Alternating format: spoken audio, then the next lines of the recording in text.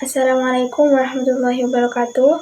Alhamdulillahirrabbilalamin. Wassalatu wassalamu ala asyrafil anbiya'i wal mursalin Sayyidina Muhammad wa ala alihi wa sahbihi ajma'in. Amma ba'du. Yang terhormat pada pengasuh pondok pesantren Zainul Hasan Genggong, yakni Kiai Hasan Mutawakil Allah SHMM. Yang terhormat kepada Rektor Universitas Islam Zainul Hasan Genggong, yakni Bapak Rektor Bapak Dr. Abdul Aziz Wahab BAMAG. Dan tidak lupa pula kepada dosen pengampu mata kuliah Psikologi Pendidikan, yakni Ibu Fika Anjana MPD. Dan perkenalkan, nama saya Khuyunisa dari Prodi Tadis Ilmu Pengetahuan Sosial semester 4. Di sini saya akan mempresentasikan tentang ragam kesulitan belajar peserta didik. Nah, poin-poinnya di sini ada 3, yakni yang pertama ada pengertian kesulitan belajar. Nah, yang kedua ada faktor-faktor yang mempengaruhi belajar. Nah, dan yang terakhir ada mengenal ragam kesulitan dan solusinya. Nah, yang pertama yaitu pengertian kesulitan belajar peserta didik. Kesulitan belajar di sini merupakan hambatan yang terjadi dalam suatu pelajaran sehingga mempengaruhi hasil belajar. Kesulitan tersebut mengacu pada psikologi siswa, seperti mendengar, membaca, mengeja. Nah, ketika di situ terdapat kesulitan, maka untuk hasil belajarnya itu akan lebih lambat atau bahkan mereka cenderung tidak lebih bisa daripada yang lain. Nah, ketika mereka sudah pandai berhitung, ketika mereka sudah pandai membaca, mereka tidak bisa seperti itu. Guru-guru tersebut harus lebih memperhatikan siswa yang mengalami kesulitan belajar, karena memang kemampuan siswa itu berbeda-beda. Ada yang IQ-nya lebih tinggi, ada IQ-nya yang lebih rendah daripada yang lain, seperti itu. Lalu lanjut kita yang B, yaitu faktor-faktor yang mempengaruhi belajar, seperti itu. Nah, faktor-faktor yang mempengaruhi belajar di sini yakni ada faktor internal, ada faktor eksternal, di mana faktor internal ini terdapat di dalam diri seorang siswa tersebut, dan faktor eksternal di luar kemampuan siswa tersebut atau di luar keinginan siswa tersebut, seperti itu. Bisa jadi karena memang dari faktor lingkungan, seperti itu. Nah, jadi kita yang pertama akan membahas tentang faktor internal terlebih dahulu. Nah, faktor internal di sini ada 3, yakni yang pertama kurang minatnya belajar, yang kedua kurangnya motivasi, dan yang ketiga ada motivasi dari keluarga, seperti itu. Nah, yang pertama yaitu kurangnya minat belajar. Nah, kan kita sudah banyak menemui di berbagai sekolah ya, aneka ragam yang ada di sekolah-sekolah, mulai dari yang rajin, yang tidak rajin, yang sering tidur, ataupun yang tidak sering tidur, yang sering lebih mengajukan pertanyaan atau lebih aktif daripada yang lain. Nah, ketika mereka tidak seperti itu, maka tidak heran jika di sekolah-sekolah itu banyak mereka yang lebih tidak suka untuk belajar. Nah, ketika mereka tidak suka untuk belajar, maka adanya minat di dalam diri siswa itu tersebut menjadi kurang, seperti itu. Jadi kurangnya minat dalam diri seorang itu disebabkan juga bisa mempengaruhi belajar dan hambatan untuk anak tersebut, seperti itu. Nah, yang kedua yaitu kurangnya motivasi. Kurangnya motivasi kepada anak-anak tersebut dapat membuat mereka lebih cenderung malas untuk datang ke sekolah. Nah, ketika kita memberikan motivasi, maka di situ juga akan membangunkan semangat mereka untuk belajar, membangunkan mereka untuk mempunyai visi misi untuk bersekolah, seperti itu. Jadi peran guru untuk memberikan motivasi kepada siswa tersebut menjadi penting, karena dari mereka yang malas untuk belajar, menjadi mereka ketika sudah mendapatkan motivasi dari seorang guru, maka di situ mereka akan punya semangat belajar, seperti itu. Yang ketiga yaitu motivasi dari keluarga. Nah, Motivasi dari keluarga tersebut juga dapat mempengaruhi belajar anak.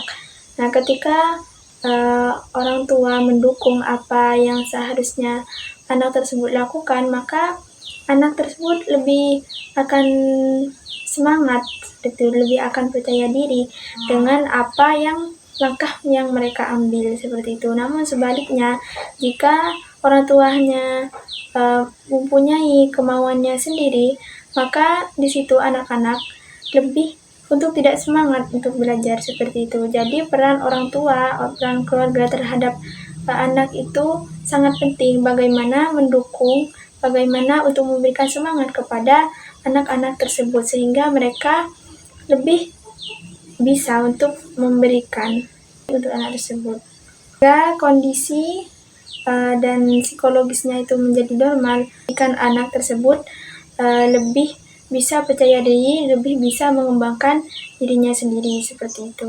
Nah, sekarang yang faktor eksternal.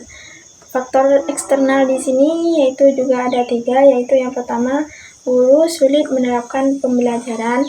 Nah, yang kedua yaitu kurangnya media pembelajaran, dan yang terakhir metode pembelajaran yang membosankan. Nah, kita akan membahas yang pertama terlebih dahulu, yaitu guru sulit menerapkan pembelajaran. Bagaimana? Nah, saat ini kan seringkali ada terjadinya perubahan kurikulum. Nah, ketika terjadinya perubahan kurikulum, maka di situ pembelajarannya di situ juga akan berubah. Nah, ketika guru tidak dapat menguasai hal tersebut, maka sulit untuk menerapkan dalam pelajarannya, dan itu juga bisa mempengaruhi bagaimana belajar siswa tersebut. Nah, yang kedua, kurangnya media pembelajaran. Nah, untuk zaman saat ini, kita memang disarankan untuk menggunakan teknologi sebagai media pembelajaran. Hal tersebut juga bertujuan untuk mengenalkan manfaat teknologi terhadap pelajaran siswa. Ketika siswa dikenalkan kepada media pembelajaran, saya yakin kebanyakan dari siswa itu akan antusias untuk memulai pelajaran tersebut, karena memang metode saat ini banyak metode pembelajaran yang sangat menyenangkan seperti itu. Ada metode pembelajaran yang membosankan, di mana metode pembelajaran yang membosankan di sini seperti metode ceramah, di mana siswa-siswa tersebut akan lebih cenderung mengantuk ketika gurunya hanya menerangkan ini saja dan tidak memberikan pertanyaan, tidak mengajukan siswa untuk bertanya seperti itu. Ya, hal tersebut guru mencari bagaimana yang sekiranya metode pembelajaran metode pembelajaran yang guru tersebut berikan itu tidak membosankan, menyenangkan, yang tidak membuat siswa-siswa tersebut akan mengantuk seperti itu. Kan sudah banyak sekarang metode-metode pembelajaran yang menyenangkan dan lebih membuat siswa-siswa tersebut semangat untuk membangun mereka untuk belajar seperti itu. Sekarang ya C, ajar dan solusinya. Jadi di sini mengenal ragam belajar dan solusinya, di situ ada 5, yakni yang pertama ada guru mengidentifikasi kesulitan belajar. Nah, jadi yang pertama yaitu guru mengidentifikasi kesulitan belajar. Nah, yang pertama itu guru mencari tahu apa kesulitan belajar anak tersebut, apa hambatan-hambatan yang menjadikan anak tersebut itu tidak lancar membaca, tidak bisa mendengar seperti itu. Nah, cara ini untuk mengetahui karakteristik setiap siswa-siswa tersebut seperti itu. Jadi itu yang pertama. Yang kedua, mengelompokkan kesulitan belajar siswa. Nah, setelah tadi dianalisis, setelah dicari tahu apa yang menjadi kesulitannya, maka di situ guru mengelompokkan kesulitan belajar siswa.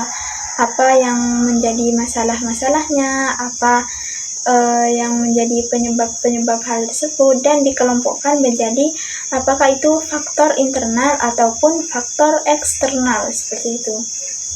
Nah, yang ketiga, tentukan faktor yang menyebabkan kesulitan belajar. Nah, tadi setelah dikelompokkan, guru itu mencari.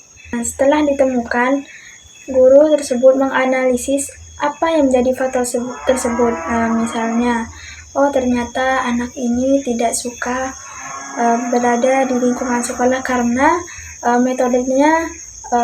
metode belajarnya itu membosankan gitu, seperti itu misalnya ini ya, sehingga mereka tidak bersemangat untuk memulai pelajaran seperti itu. Yang keempat, mencari solusi dari permasalahan.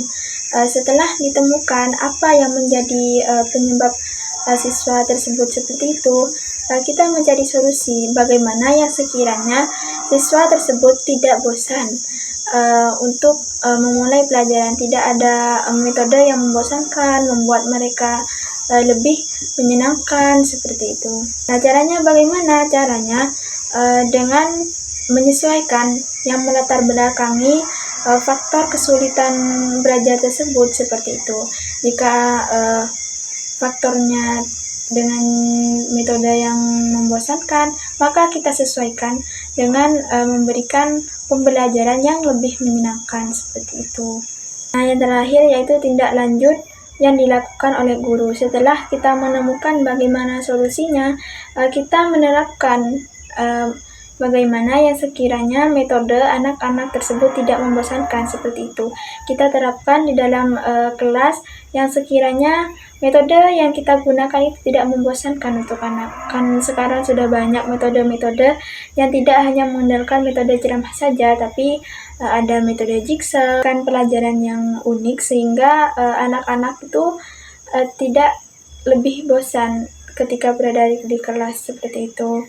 Kita terapkan bagaimana solusinya kita sudah dapatkan, maka kita terapkan di situ. Oh, karena metode membosankan, jadi kita lebih membuat ikan yang ada di dalam kelas tersebut sehingga mereka dapat mengikuti pembelajaran tersebut sudah dilakukan. Harapan seorang guru kepada siswanya itu diharapkan mereka itu lebih mudah mengerti. Guru menyampaikan materi kepada siswanya itu lebih mudah dipahami, sedikit membantu mereka untuk tidak jenuh dalam belajar seperti itu.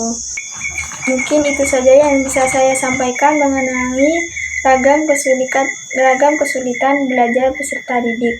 Mungkin dari awal saya memang kurang memahami materinya atau kurang dalam memberikan penjelasannya. Saya mohon maaf yang sebesar-besarnya. Saya akhiri. Wassalamualaikum warahmatullahi wabarakatuh.